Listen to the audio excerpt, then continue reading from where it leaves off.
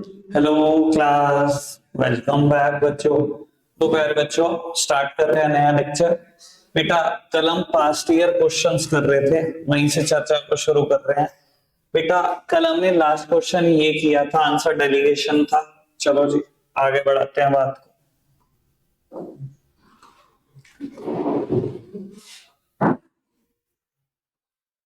Question ठीक है ये, आंसर आप बताओगे। मैंने ना बहुत कम हिंट टिक किए हैं इस बार, जानबूझकर। बाबू, दोनों क्वेश्चंस पढ़ लो पहले रिक्वायरमेंट के, फिर आंसर। कहता है identify and explain any two point of importance of the concept being discussed above.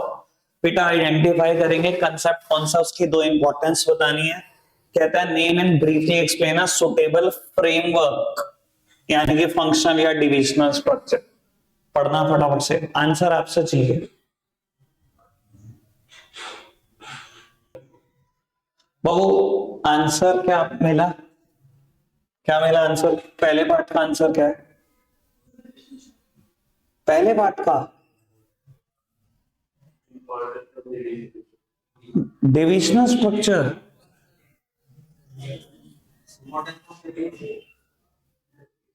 भाई, एक सेकेंड, इसको बेटा पार्ट ए का आंसर पूछ रहा हूं मैं। डेलीगेशन। मैंने हिंट टिक नहीं करा तो तुम हिंट भी भूल गए। मैंने इस बार जान के टिक नहीं किया, मैंने कहा क्योंकि मैं हमेशा टिक कर देता था, देखो तो सही करते क्या हुआ। डिसेंट्रलाइजेशन है। और बाबू, सुटेबल फ्रेमवर्क वो तो पढ़ा होगा आपने। अरे तुम फंक्शनल फंक्शन में बोल रहा था, वो बोल रहा था शायद डिविजनल ही बोला था ना, telecommunication engineering and financial services, तो बोल रहा था शायद से। ठीक है ना बाबू, डिविजनल स्ट्रक्चर है, नंबर ऑफ प्रोडक्ट 3 है। ठीक है ना जी। चलो बाबू, ये केस आपको पता है, एपीसी का पहला केस था हमारा, तो ये मैंने छोड़ दिया।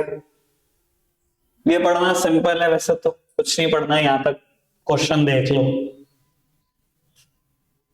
ठीक है, ऑर्गेनाइजिंग प्रोसेस के स्टेप लिखने, लिख के जाएंगे।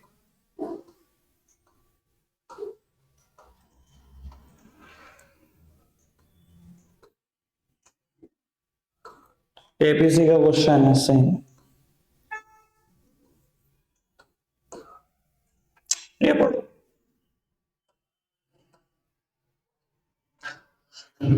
केस सही हो जाएगा। कहता है identify the type of organisation that led to procedural delays and because of which the company could not get the advantage of procuring raw material cheaper rate, और उसकी एडवांटेजेस लिखनी है। सर, कौन सी टाइप ऑफ ऑर्गेनाइजेशन है जिसमें procedural delays होती हैं? Formal में ही होती हैं प्रोसीजरल डिलेज तो। ठीक है ना जी, तो केस पढ़ने की जरूरत नहीं है। फॉर्मल, फॉर्मल की एडवांटेज लिखी जाएंगी। चलो,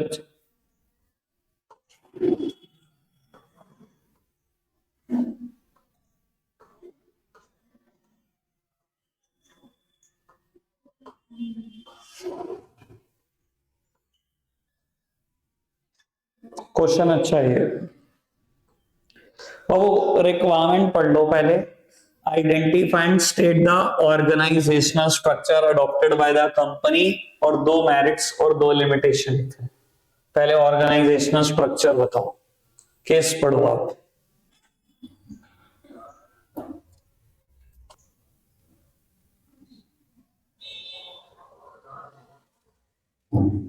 चलो सर, क्या है आंसर? फंक्शनल स्ट्रक्चर सिंपल है। 3 फंक्शन थे, 3 फंक्शनल हेड बना रखे थे, प्रोडक्ट कुछ अलग नहीं है कंपनी के पास। चलो,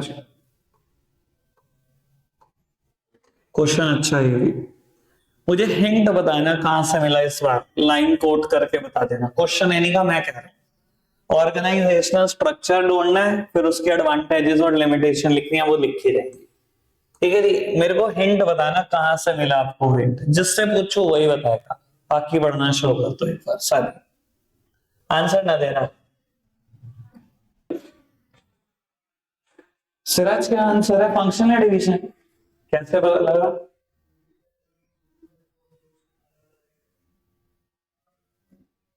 फिश। तो फंक्शन क्या था डिवीजन, कहां से हिंट है? वो बहुत सारे हिंट है, बहुत सारे, एक ना आता। देखो पहले तो 4 प्रोडक्ट आ गए, यही हिंट है। उसके बाद पढ़ना शुरू करो, ये पूरा पैराग्राफ हिंट से भरपूर है। कहते हैं organisational structure comprises of separate business unit in each of the above category. सबकी अबव कैटेगरी में अलग अलग बिजनेस यूनिट बना रखी है। कहता है each of these unit have a manager responsible for performance having authority over the unit। Sir पूरी पूरी पूरी पूरी यूनिट के अलग अलग इंचार्ज बन के बैठे हो, पूरी अथॉरिटी है, पूरी ऑटोनॉमी है, आपको जो मर्जी करो बेटा। कहता है moreover each of these unit of is multi functional as within each unit. कहता है हर यूनिट में मल्टीपल फंक्शन है। सर ऐसा ही होता था ना, पहले प्रोडक्ट में डिवाइडेड होते थे, फिर प्रोडक्ट फंक्शंस में डिवाइडेड होते थे। और कितने हिंट हो गए भाई, ठीक है जी, डिविजनल स्ट्रक्चर। चलो क्वेश्चन अच्छा है, ये पढ़ना बस लगेगा 1 मिनट ही, पढ़ दो आप। हाँ जी बेटा, आंसर इज इनफॉर्मल ऑर्गेनाइजेशन। ठीक है जी, एडवांटेजेस डिसएडवांटेजेस का कुछ नहीं है, वो लिख के जाएंगे। ये पढ़ो जी केस, ठीक है। अब मैंने हिंट कम कर दिया, हिंट आपसे ज्यादा चाहिए मुझे। ये पढ़ना, मुझे कंसेप्ट का नाम बता दो, बेनिफिट मैं खुद लिख लूंगा। ठीक है जी, आराम से क्वेश्चन पढ़ लो। कंसेप्ट का नाम आपने बताना है, जोजो एंड जोजो। पढ़ो, क्या है आंसर? देखो मैंने पहले सोचा मैं टिक कर दूं, फिर मैंने छोड़ दिया। यहां लिखा हुआ है decision making authority with lower levels. ठीक है ना जी, इसका डिसेंट्रलाइजेशन, इससे बड़ा क्या हिंट होगा। ठीक है जी, चलो पढ़ाते हैं बेटा बात को आगे। बाबू ये केस, अब यार इसमें ना टिक नहीं है, ये मैंने कल पे क्लिक कर कल करा दी थी, पढ़ा आज। चलो पढ़ना। State any 5 point of importance of philosophy identified. Philosophy बता दो बस क्या। ठीक है जी, ढंग से पढ़ लेना। हाँ सही है, चलो। Selectively disperse, answer is decentralisation. ठीक है ना जी। ओ बहुत ज्यादा बढ़िया हिंट काम करते हैं ऑर्गेनाइजिंग में, और ज्यादातर पेपर में डेलीगेशन और डिसेंट्रलाइजेशन ही आते हैं। ये भी सहूलियत है आपके लिए ज्यादातर। चलो ये क्वेश्चन भी करना है। नहीं इसकी वैसे तो वर्डिंग ही ऐसी है, पढ़ लो। टाइप्स ऑफ ऑर्गेनाइजेशन, फॉर्मल और इनफॉर्मल, और क्या होगा, केस पढ़ते रहो। चाहे एडवांटेजेस लिखनी है, डिसएडवांटेजेस वो लिखी जाएंगे। वो बहुत ज्यादा नहीं है, 3.5 तक हो जाएगा। वो पहले रिक्वायरमेंट पढ़ देते हैं।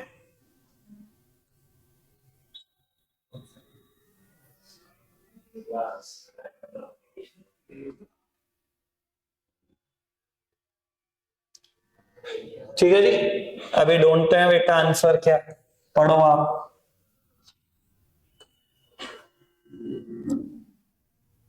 Answer is decentralisation, more autonomy की बात आई है यहाँ पर कहीं ना कहीं। ये देखो, decision makers at different level of the organisation, बहुत सारे हिंट है।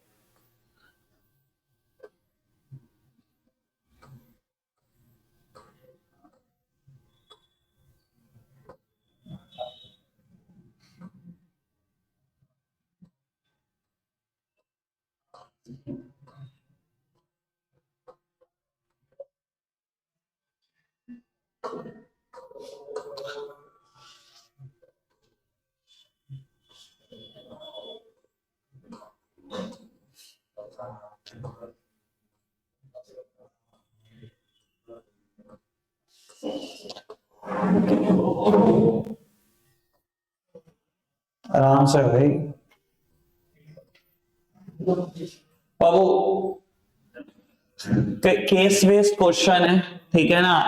एक बार ट्राई करते हैं, वैसे होगा नहीं, बिना केस के हो नहीं सकता, पर फिर भी ट्राई करते हैं, ठीक है जी। पहला क्वेश्चन ही नहीं होगा ये तो नहीं, ये देख जाए यार, होएगा ही नहीं ना, वैसे क्या होएगा, तुम्हारे को जबरदस्ती है क्या आंसर पढ़ना। लो, केस पढ़ना एक बार फटाफट से, ढंग से पढ़ना, एक ही बार पढ़वाऊंगा, 6 क्वेश्चन है, केस एक ही बार पढ़वाऊंगा, तसल्ली से पढ़ लो, 2 मिनट एक्स्ट्रा ले लो अभी।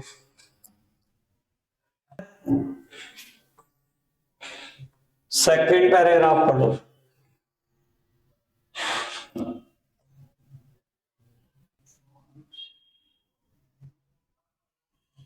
पूरा केस डन, पढ़ लो, देख लो। चलो मैं मान के चल रहा हूं आपने पढ़ा है।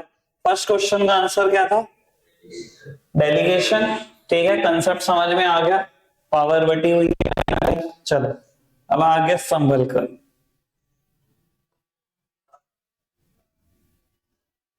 लो जी पढ़ना जरा।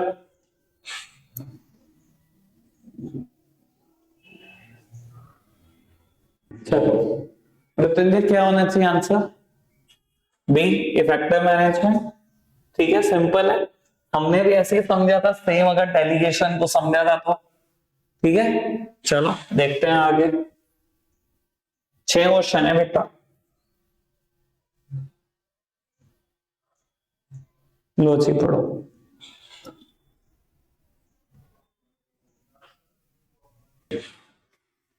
क्या आंसर करना, मोटिवेटिंग द एम्प्लॉइज, ठीक है जी, एम्प्लॉय को भी मोटिवेशन मिलता है, क्योंकि भाई टॉप लेवल के अथॉरिटी रिस्पॉन्सिबिलिटी शेयर करना मजाक बात थोड़ी है। चलो जी ये बताओ, अब चुप रहना, जिससे पूछो बताएगा वो पढ़ लो 1 मिनट बस।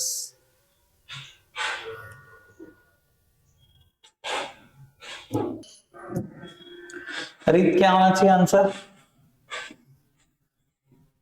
कहते हैं the concept discussed above provides benefit to, बेटा कौन सा कंसेप्ट की बात चल रही है, डेलीगेशन की, डेलीगेशन का फायदा किसको है, सुपीरियर को, सबऑर्डिनेट को, दोनों को, किसी को भी नहीं, दोनों को, बताओ सारे, कोई और है इसके अलावा ऑप्शन, नहीं, सभी यही कह रहे हैं दोनों को, लॉक कर दो भैया।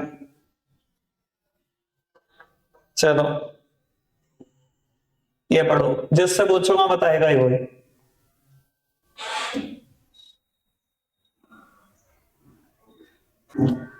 आंसर इज सी, ठीक है जी।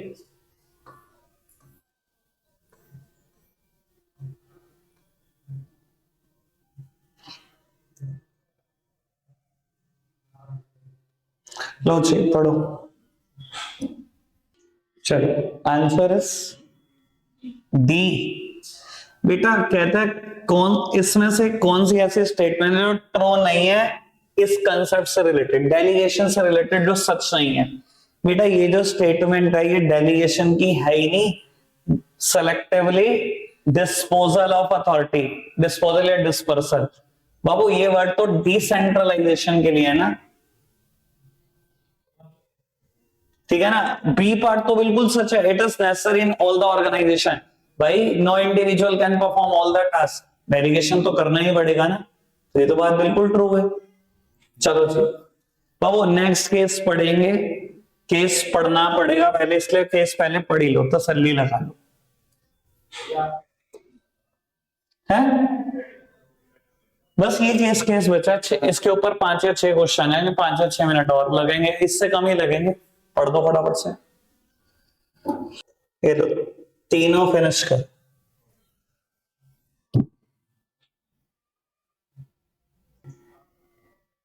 अच्छा एक काम करते हैं, बिना क्वेश्चन पढ़े क्वेश्चन है पूछूं, कंसेप्ट का नाम बताओ, पता लग गया, selectively dispersal of authority word आ गया।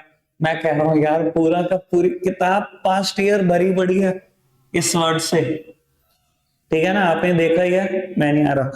लो बाबू सुनो, यार छुप ही नहीं सकता, पढ़ो चलो खैर। कुछ नहीं, कंसेप्ट ही पूछा होगा। क्या है बेटा आंसर? डिसेंट्रलाइजेशन में पूछ ही चुका हूं आपसे बात, तो खैर ये ना कॉमा नहीं होगा, ये जो कॉमा है,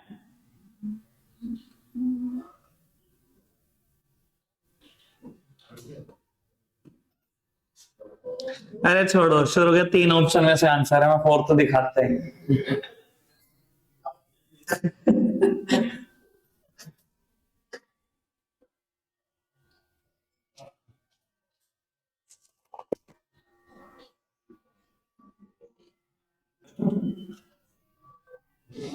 रुक जाते हैं जी, आप बताओ पढ़कर। सेकंड तो हो गया वैसे, सेकंड तो हो गया, सारे कह रहे पूछ ले देख, हो गया सबसे। 10 सेकंड हो गए ना। शिविका क्या आंसर है? पता नहीं ले भाई, अब तो कोई, अब तो जरूर फंसे तो मुझे अच्छा लगा। मैं एक बार क्वेश्चन, मैं एक बार पढ़ देता हूं आपके लिए। Why is there need to apply philosophy being followed by S and M with question? बेटा जो फिलोसफी आपने अप्लाई करी है, मतलब डिसेंट्रलाइजेशन की, उसको विद क्वेश्चन क्यों अप्लाई करना है? चेतावनी दे रहा है आपको, देखकर अप्लाई करना। क्यों? ऐसा करने से क्या हो जाता है बेटा? वर्कलोड बढ़ जाता है टॉप लेवल का। क्या बेवकूफी वाले आंसर कर रहे हो? C answer is B. भाई डिले तो होता ही नहीं, क्यों भाई? ऑटोनोमस यूनिट की तरह ऑपरेट करते, सारे डिसीजन खुद लेते हो, डिले किस बात की? ठीक है ना। और वर्कलोड बढ़ता थोड़ी है, रिलीफ टू टॉप मैनेजमेंट इसकी इंपॉर्टेंस है, तुम बता रहे वर्कलोड बढ़ जाता है। अरे भाई ऑर्गेनाइजेशन के अलग होने का खतरा हो जाता है जब ऑटोनोमस यूनिट की तरह ऑपरेट करेंगे। हर डिविजनल मैनेजर ऐसे काम करेगा जैसे मैं ही एमडी हूं, तो सर ऐसा हो सकता है कि कल को बिखर जाए, कोऑर्डिनेशन ही ना हो। पता नहीं क्या बात कर रहे। Relief to top management importance पढ़ रखी, फिर आंसर है सी। हद है तुम्हारी।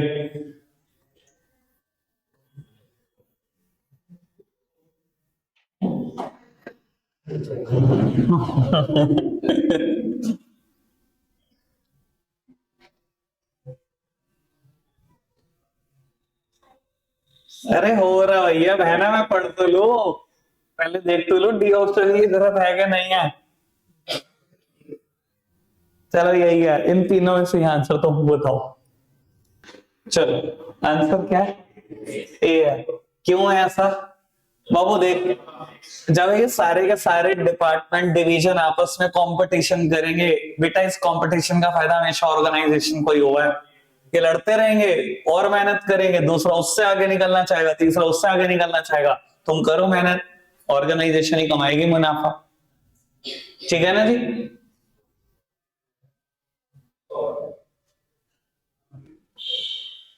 चलो एक मिनट पढ़ना जी।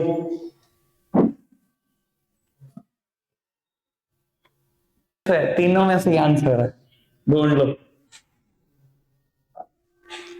पढ़ लो आराम से पहले। है आंसर? पागल हो गए हो? Answer is B.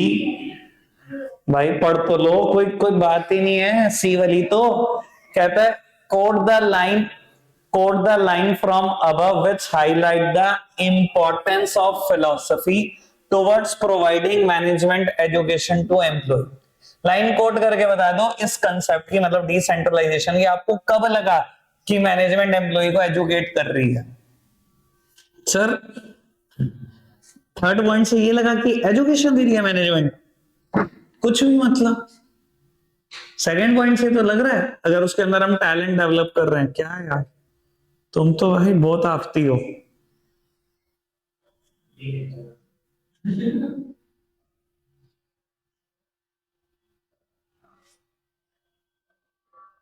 पढ़ो जी, लास्ट क्वेश्चन होगा ये। बेटा क्विक डिसीजन मेकिंग क्यों होती है डिसेंट्रलाइजेशन में? ये 4 बातें लिखे, क्यों होती है बताओ? क्यों होती है क्विक डिसीजन मेकिंग? क्योंकि बेटा अपने से अब वाले लेवल को कुछ रिपोर्ट ही नहीं करना होता, सारे डिसीजन मेकिंग खुद लेने होते। खत्म। ठीक है, ये आंसर है भाई। एक क्वेश्चन और है, पढ़ लो। एक क्वेश्चन और है भैया, पढ़ लो लास्ट।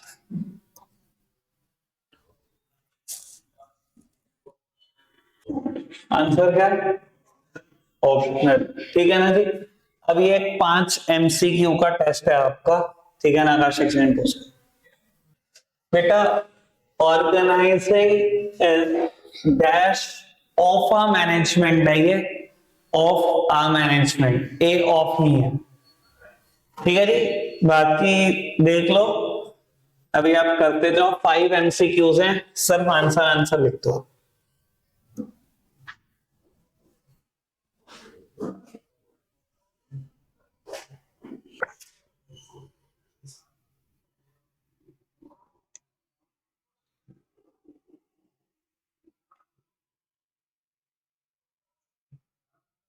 ये मैनेजिंग डायरेक्टर है।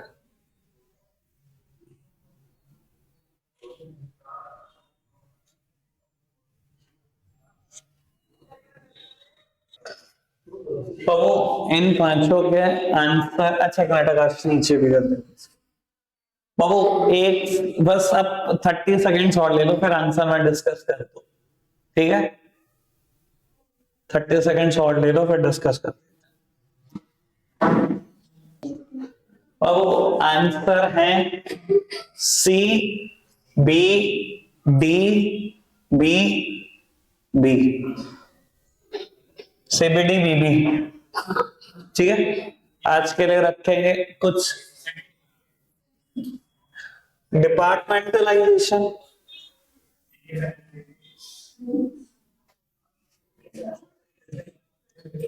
क्या क्या होना चाहिए? Dividing the whole concern into independent units and department. बेटा पूरी कंसर्न को डिपार्टमेंट में बांटना क्या होगा? डिपार्टमेंटलाइजेशन ही होता है इसे। तो आज के लिए इतना ही रखते हैं प्यारे बच्चों, बाय बाय।